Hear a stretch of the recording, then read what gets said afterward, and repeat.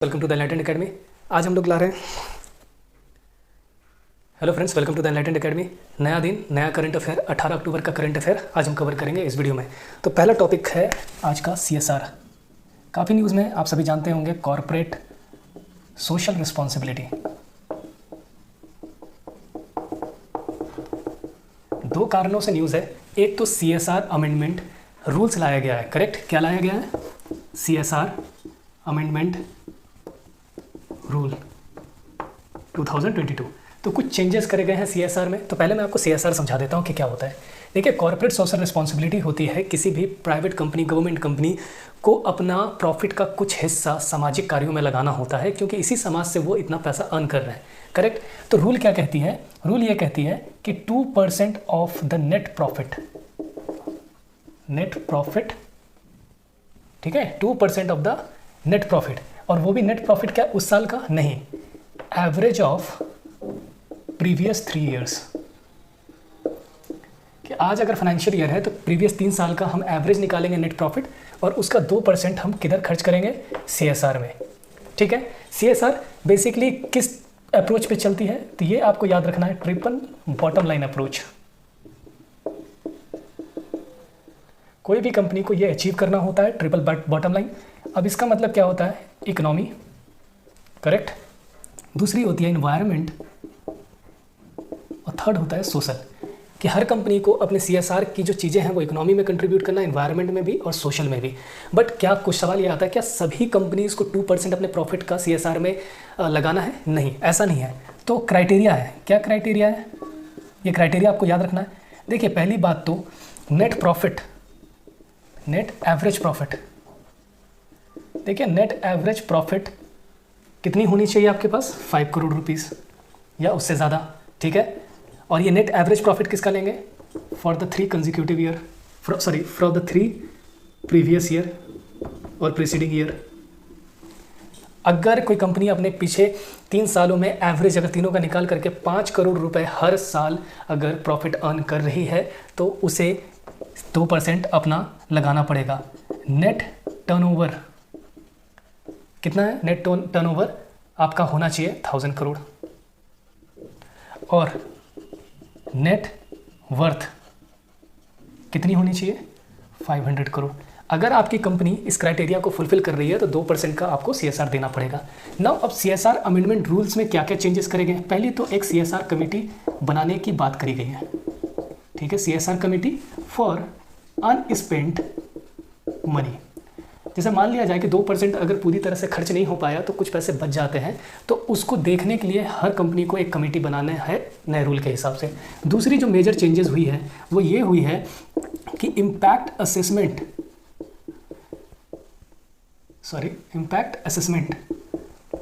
पे कंपनी अपने CSR का बहुत ज़्यादा पैसा खर्च करती थी, तो इसको कैप कर दिया गया। कितना कैप कर दिया गया? 2% ऑफ द CSR, करेक्ट? और 50 लाख रुपीज़, जो भी ज़्यादा हो।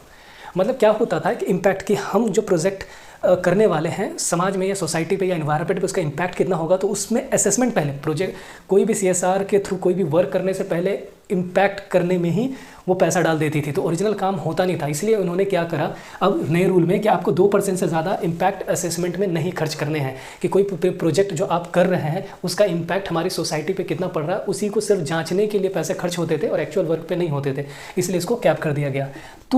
तीसरा ये है कि NGO को रिलैक्सेशन दिया, क्योंकि अगर आप CSR का पैसा NGOs को देंगे तो वो ज़्यादा एफिशिएंटली सामाजिक कार्यों पे लगा पाएंगे। तो ये कुछ बदलाव देखने को मिले हैं इस साल के रूल में, ठीक है? ओके, चलिए मूव करते हैं हम नेक्स्ट टॉपिक पे।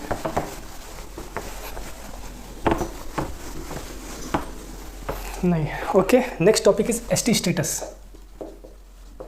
देखिए, आर्टिकल 342 प्रेसिडेंट को ये पावर देती है कि वो गवर्नर से कंसल्ट करके किसी भी स्टेट के अंदर कुछ कम्युनिटी को ट्राइबल स्टेटस ग्रांट कर दे, ठीक है? जिसे हम अपने संविधान के अंदर शेड्यूल ट्राइब में उनको दर्जा दे दिया जाएगा।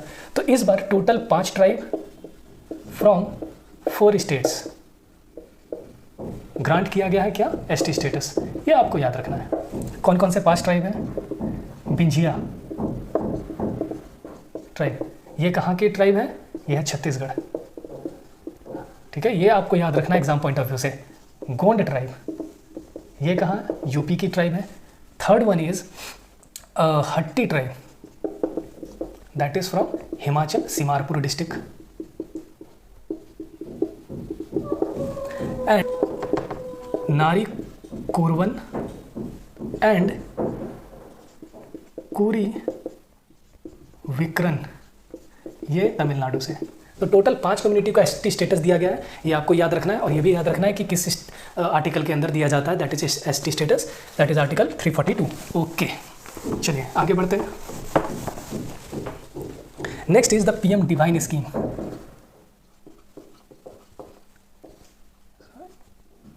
डिवाइन स्कीम, इस साल के यूनियन बजट में फाइनेंस मिनिस्टर निर्मला सीतारमन ने इस स्कीम के बारे में बात करी थी और रिसेंटली इसको इनॉग्रेट कर दिया गया है बाय द प्रधानमंत्री नरेंद्र मोदी।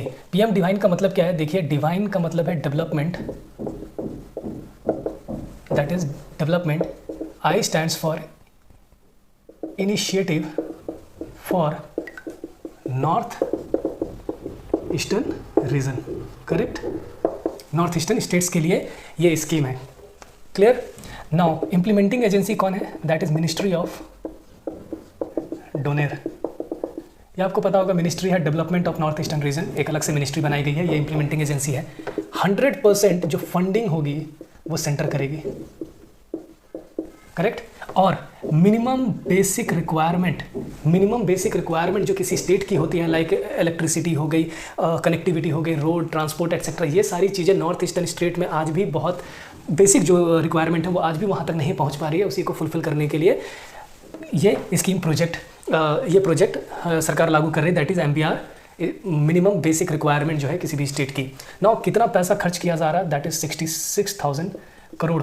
और कब तक किया जाएगा, ये किया जा रहा है 22 फाइनेंशियल ईयर से लेकर के 2025 से लेकर 2026, that is the end of the 15th finance commission का जो टेन्योर है तब तक।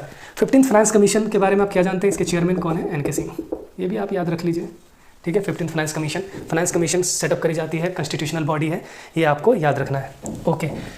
और ये स्कीम किसी दूसरे स्कीम को सब्स्यूम नहीं कर रही है, ये स्कीम पूरी तरह से एकदम इंडिपेंडेंट स्कीम है, करेक्ट। नाउ नेक्स्ट बात करते हैं नेक्स्ट टॉपिक पे, दैट इज SCO। देखिए SCO काफ़ी न्यूज़ में है 3-4 कारणों से। पहली कि इसकी एनुअल समिट हुई थी। एनुअल समिट कहाँ हुई थी, समरकंद। और ये समरकंद कहाँ है, उज्बेकिस्तान, करेक्ट, ठीक है। और यहीं पे साइन हुआ है इस साल समरकंद डिक्लेरेशन, ठीक है, ठीक है। और ये जो मीटिंग हुई थी, ये एनुअल जो उनकी काउंसिल है उनकी मीटिंग हुई थी, जो सबसे लार्जेस्ट बॉडी है SCO के अंदर। तो SCO है क्या, इसका फुल फॉर्म संघाई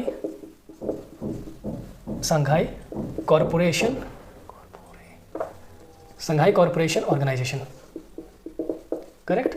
संघाई हेडक्वार्टर है इसका। टोटल मेंबर कितने हैं ये आपको याद रखना है। देखिए ये जो कॉरपोरेशन थी वो संघाई 5 करके पहले कही जाती थी, संघाई 5 1996 के टाइम पे हुआ करता था, जिसमें 5 मेंबर थे। कौन कौन, China, Russia, Kazakhstan, correct, Kyrgyzstan and Tajikistan, ये 5 मेंबर थे। नाउ फाइनली 2001 में आकर के ये कन्वर्ट हो गया किस चीज़ में, SCO में। और इसमें एक मेंबर और ऐड हो गया, ठीक है, संघाई 5 से संघाई 6 हो गया, उज्बेकिस्तान, करेक्ट। और फिर आगे चल करके 2 और मेंबर इंक्लूड हो गए इसमें, इंडिया एंड पाकिस्तान। तो टोटल 8 मेंबर हो गए। लेकिन आफ्टर दिस समिट ईरान को मेंबरशिप ग्रांट कर दी गई है, तो अब ईरान जो है वो 9th मेंबर बन गया है SCO का। ये आपको याद रखना, वेरी वेरी इंपॉर्टेंट। और जो 10वां मेंबर बनेगा आने वाले टाइम में वो होगा बेलारूस, करेक्ट, ठीक है। अब इसके साथ साथ 3 ऑब्जर्वर स्टेट भी हैं, ये भी आप याद रखिएगा। कौन कौन, एक तो Afghanistan, Belarus and third one is Mongolia, ठीक है, बेलारूस को मे बी नेक्स्ट ईयर तक मिल जाएगा। अब इस साल का जो समिट है, इस साल हेड कौन कर रहे थे? उज्बेकिस्तान थे। अब नेक्स्ट ईयर 2023 का जो समिट होगा वो कहाँ होगा? इंडिया में, क्योंकि इंडिया चेयर कर रही है, इंडिया ने अब अपनी होस्ट संभाल लिया है। ठीक है, अब एक साल 2022 से लेकर के 2023 तक इंडिया इसको होस्ट करेगा और इंडिया का जब समिट होगा तो फिर वो ट्रांसफ़र कर देगा अपनी होस्ट सीट। प्लस यहाँ पे एक और डेवलपमेंट होकर के आया है, वाराणसी को डिक्लेयर किया गया है cultural and tourist capital of SCO. Very important. अब आपको ये याद रखना है कि उज्बेकिस्तान के प्राइम मिनिस्टर ने ये नया आइडिया लेकर के आया कि जो कंट्री होस्ट करेगी वहाँ के एक सिटी को हम कल्चरल और tourist capital of the SCO declare करेंगे हर साल, और ये रोटेशन वाइज होता रहेगा, जिससे हमारे बीच में और हमारे बीच के लोगों में एक कल्चरल मिलना जुलना ज़्यादा बढ़ सके। तो ये इस बार वाराणसी को क्या डेजिग्नेट किया गया है? Cultural and tourist capital of Shanghai corporation organisation. Very important from the exam point of view. ना अब एक क्वेश्चन ये आ सकता है आपको एससीओ से कि देखिए एससीओ की डिफेंस समिट भी हुई थी इस साल, तो कंफ्यूज मत होइएगा, एससीओ की डिफेंस समिट कहाँ हुई थी? ये हुई थी ताशकंद में, ये भी उज्बेकिस्तान में, ठीक है, जहाँ राजनाथ सिंह गए थे। ये आपको याद रखना है। क्लियर? ठीक है, this is very very important. Okay, चलिए मूव करते हैं नेक्स्ट करंट अफेयर पे।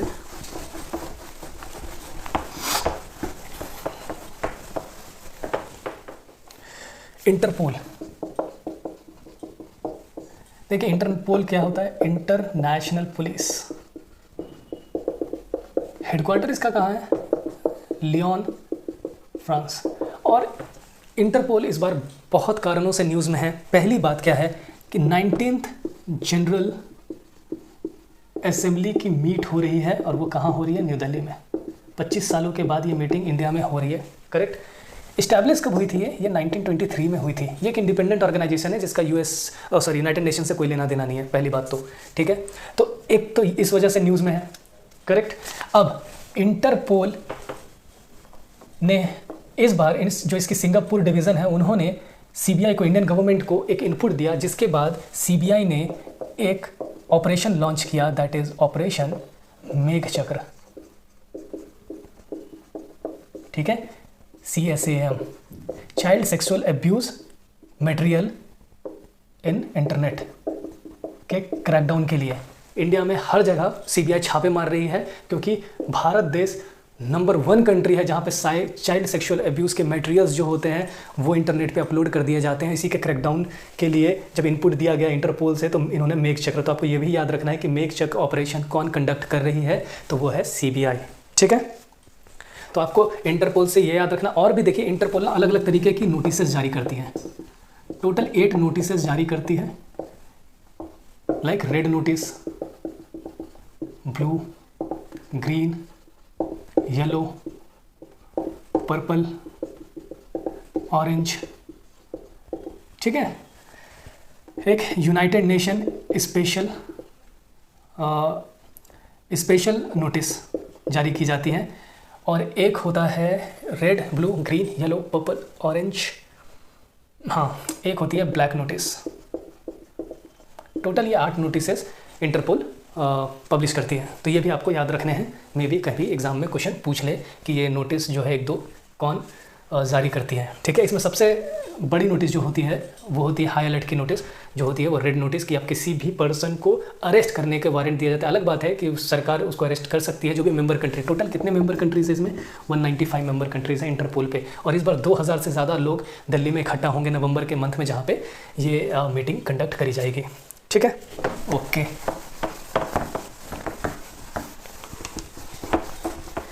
देखिए next current affair is about bulk drug park. इस साल 3 बल्क ड्रग पार्क इनॉग्रेट किए गए हैं। कौन कौन से, ये आपको नाम याद रखना। उन्नाव हिमाचल प्रदेश में, Bharuch that is in Gujarat, and third one is east Godavari. ठीक है, ईस्ट गोदावरी इन आंध्र प्रदेश। अभी बल्क ड्रग पार्क क्या होता है? देखिए, बल्क ड्रग पार्क को APIs भी कहते हैं। इसका मतलब होता है एक्टिव फार्मास्यूटिकल इंग्रेडिएंट्स। ठीक है। बल्क ड्रग पार्क का मतलब ये होता है कि किसी दवाई को बनाने के लिए जो इंग्रेडिएंट्स होते हैं उस इंग्रेडिएंट का मैन्युफैक्चरिंग। ऐसा नहीं है कि बहुत लार्ज क्वांटिटी में हम इसको बना रहे हैं इस वजह से इसका नाम रखा गया बल्क ड्रग पार्क, ऐसा नहीं है, ठीक है। लाइक मैं आपको एग्जांपल देता हूँ, पैरासीटामोल। देखिए ये एक इंग्रेडिएंट है जिससे बहुत सारे पैरासीटामोल टैबलेट, सिरप और डोलो और बहुत सारी दवाइयाँ बनती हैं। तो यहाँ पे क्या मैन्युफैक्चर होगा, पैरासीटामोल। और इसी टाइप की चीज़ें जो इंग्रेडिएंट होती है जो दूसरे दवाइयों को बनाने के लिए करी जाती है, और ये बहुत बड़ी ड्रग पार्क होती है, ठीक है। आपको एक चीज़ ये भी याद रखना है कि इंडिया के Hyderabad is very famous for the manufacturing of the drugs, क्योंकि सबसे ज़्यादा मैन्युफैक्चरिंग प्लांट जो है यहीं पे लगे हुए हैं, इसलिए हैदराबाद को क्या कहा जाता है, कैपिटल ऑफ लाइफ साइंसेस। ये भी आप याद रख सकते हैं, कैपिटल ऑफ लाइफ साइंसेस। अगर हैदराबाद की मैंने बात करी है तो हैदराबाद से आपको ये भी एग्जाम में याद रखना है कि इस बार वर्ल्ड ग्रीन सिटी का अवार्ड किसे मिला है, हैदराबाद। इवन पेरिस और बड़े बड़े कंट्रीज को पीछे छोड़ते हुए वर्ल्ड ग्रीन सिटी का खिताब किसने जीता है, हैदराबाद ने। और हैदराबाद का कौन सा वो जगह है जिसके लिए नॉमिनेशन गया था, वो थी आउटर रिंग रोड, ठीक है। ऐसे ऑफिशियल नाम इसका Jawaharlal Nehru outer ring road है। और इसे फॉन्डली क्या कहा जाता है, इसे कहा जाता है necklace of Telangana, correct, necklace of Telangana कहा जाता है क्योंकि बहुत खूबसूरत है, ठीक है। यहाँ पे 8 लेन की एक्सप्रेस वे है जहाँ पे हर तरफ चारों तरफ वहाँ पे ग्रीनरीज है, इस वजह से इसको वर्ल्ड ग्रीन सिटी का अवार्ड इस बार दिया गया है, करेक्ट। चलिए ओके, नेक्स्ट टॉपिक पे आते हैं।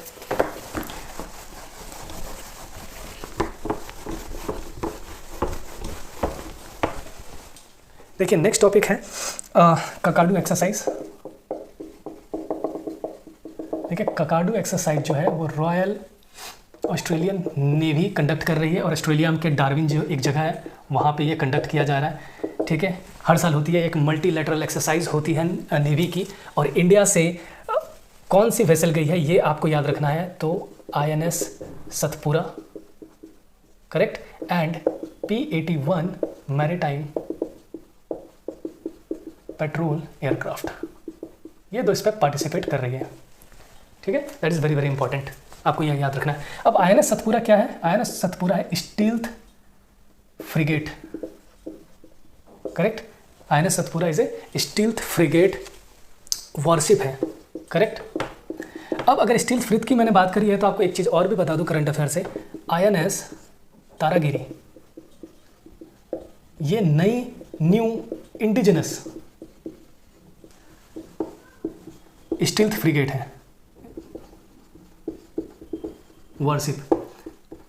अब अगर आप पूछेंगे कि स्टील्थ फ्रिगेट वॉरशिप क्या होता है, तो ये स्टील्थ फ्रिगेट वो चीज़ होती है जिस किसी भी रडार, सोनार या किसी भी तरीके से लोकेट नहीं हो पाती है, बहुत छुप के चलती है, इसलिए हम इससे स्टील्थ बोलते हैं। फ्रिगेट वॉरशिप है कि किसी भी दूसरे एयरक्राफ्ट कैरियर हो या नेवी की कैरियर हो, इसको लोकेट नहीं कर पाएगी एक अच्छे खासे दूर से, उसके लोकेट करने के लिए काफ़ी पास आना पड़ेगा, लेकिन तब तक तो ऑलमोस्ट आपको भी पता है कि उसके रेंज में आ जाएगी। तो इस वजह से इसे क्या बोलते हैं, स्टील्थ फ्रिगेट। और कोई भी अगर वॉर होती है तो हम लोग हमेशा स्टील्थ फ्रिगेट को ही पहले डिप्लॉय करते हैं वॉरशिप के लिए, करेक्ट। INS तारागिरी। नाउ देखिए ये जो है वो प्रोजेक्ट 17 के अंदर बनाई गई है, और इस बार अगस्त या सितंबर में ही इसको इनॉग्रेट किया गया है, प्रोजेक्ट 17A। ये भी आपको याद रखना है, प्रोजेक्ट 17A क्या कंस्ट्रक्ट कर रही है, स्टील्थ फ्रिगेट वॉरशिप, ठीक है। तो ये जो तारागिरी है वो 3rd नंबर पे है।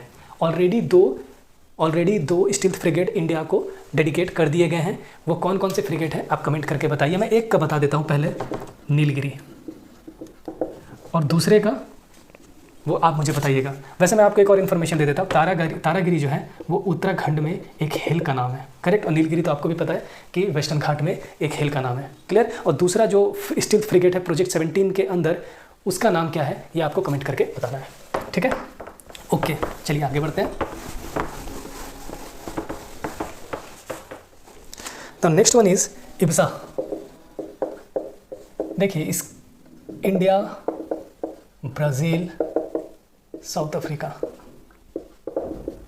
ये एक मल्टीलैटरल फोरम है जहाँ पे ये तीनों कंट्री आपस में मिल करके अपने ट्रेड रिलेशन और रिलेशन को पुशअप करने के लिए ऑर्गेनाइजेशन वर्क करती है।